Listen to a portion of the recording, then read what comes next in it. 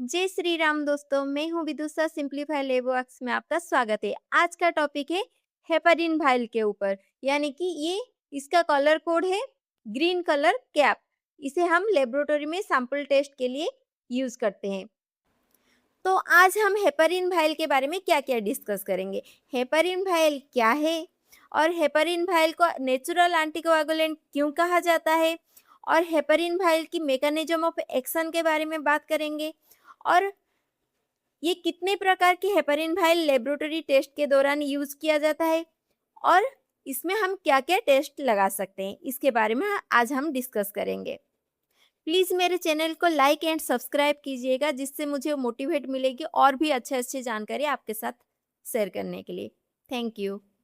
पहले हम डिस्कस करते हैं हेपरिन ट्यूब क्या है।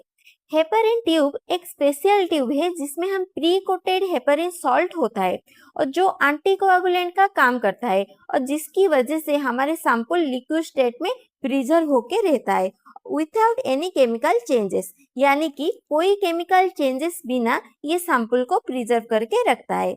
ये थोड़ा एक्सपेंसिव वाइल है। इसमें हम सैंपल को रूम टेम्परेचर के अंदर 4 से 6 घंटे के अंदर टेस्ट लगाना अच्छा रहता है, नहीं तो इसे 4 डिग्री सेल्सियस में 24 से 48 आवर्स तक रख सकते हैं। अगर हमें एबीजी ब्लड गैस टेस्ट लगाना है तो आधे घंटे से 1 घंटे के अंदर इसे टेस्ट लगा लेना चाहिए। आपने पढ़ा होगा heparin is a natural anticoagulant, पर इसे नेचुरल एंटीकोएगुलेंट क्यों कहा जाता है?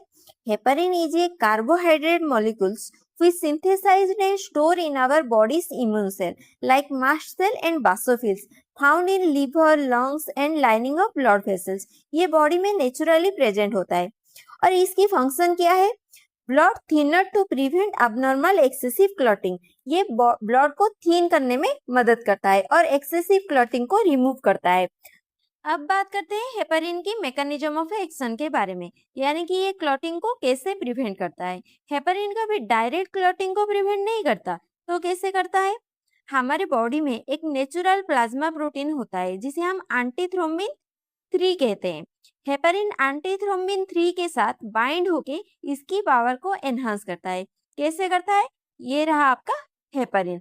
हेपरिन एक कार्बोहाइड्रेट मॉलिक्यूल है जो बॉडी में दो तरह की शेप में पाया जाता है। एक है लो मॉलिक्यूलर वेट हेपरिन जो शॉर्ट चेन फॉर्म में होता है, दूसरा है अनफ्रैक्शनेटेड हेपरिन जो लॉन्ग चेन फॉर्म में होता है। तो ये पहले प्लाज्मा में जो फ्री एंटीथ्रोम्बिन होता है उसके साथ बाइंड होके उसकी शेप को चेंज कर देता है, और चेंज होने की वजह से ये 1000 टाइम मोर एक्टिव फॉर्म में आ जाता है। और फिर ये एक्टिवेटेड एंटीथ्रोम्बिन कोआगुलेशन कैसेट के फैक्टर 2 यानी कि थ्रोम्बिन के साथ बाइंड होके इसे इनएक्टिवेटेड यानी कि इनहिबिट कर देता है।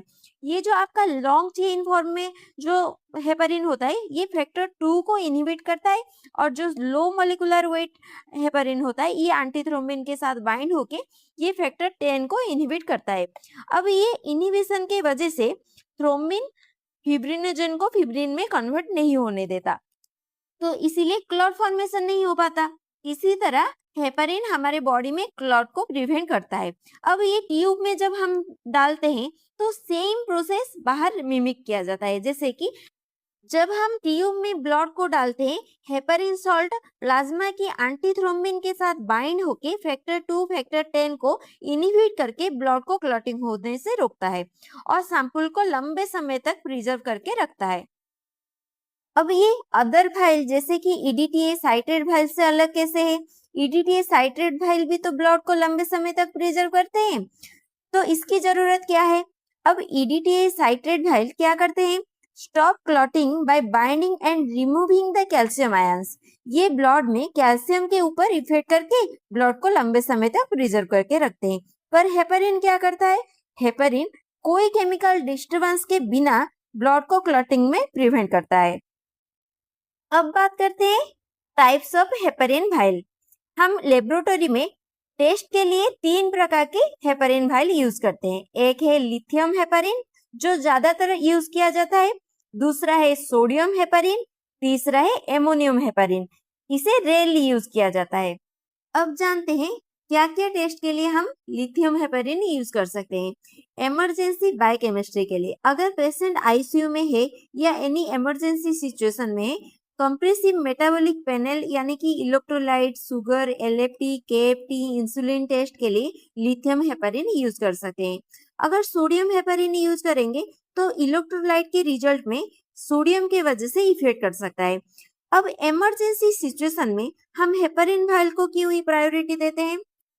क्योंकि अगर अलग-अलग वायल यूज करेंगे तो उसे प्रोसेस करने में टाइम लगेगा और क्लॉटिंग के लिए भी 15 से 20 मिनट तक वेट करना पड़ेगा। इसी टाइम को अवॉइड करने के लिए हम हेपारिन के प्लाज्मा को टेस्ट के लिए यूज करते हैं।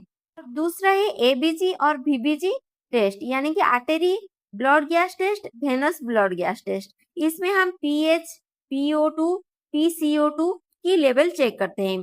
क्योंकि लिथियम हेपारिन ब्लड की गैस की कंसेंट्रेशन में कोई चेंजेस नहीं करता, इसीलिए हम इसे यूज करते हैं। और क्या कार्डियक मार्कर स्क्रीनिंग के लिए जैसे कि troponin, CKMB level during suspected of heart attack. और क्या क्या टेस्ट लगा सकते हैं? Amino acid test, flow cytometry test, molecular study, fragility test, LE cell preparation, TB gold यानी कि Mycobacterium tuberculosis test, HLA-B27 bicarbonate के लिए हम लिथियम हेपारिन यूज करते हैं। अब सोडियम हेपारिन को कहाँ कहाँ यूज करते हैं? ट्रेस एलिमेंट टेस्ट यानी कि zinc, copper, selenium, lithium test, toxicology यानी कि lead, mercury, arsenic, genetic cytogenetic studies जैसे कि analysis of chromosomes, WBC genetic abnormalities. अब अमोनियम हेपारिन को कहाँ कहाँ यूज करते हैं? एमोनिया, नाइट्रोजन, लैक्टेट टेस्ट के लिए यूज करते हैं। ये थी हेपारिन के बारे में कुछ जानकारी। आई होप आप सबको समझ में आई होगी। आगे और भी नए नए टॉपिक के साथ मिलेंगे। So please like and subscribe to my channel और कमेंट बॉक्स में जरूर बताइएगा और कौन से टॉपिक में आप वीडियो देखना चाहते हैं। Please, thank you.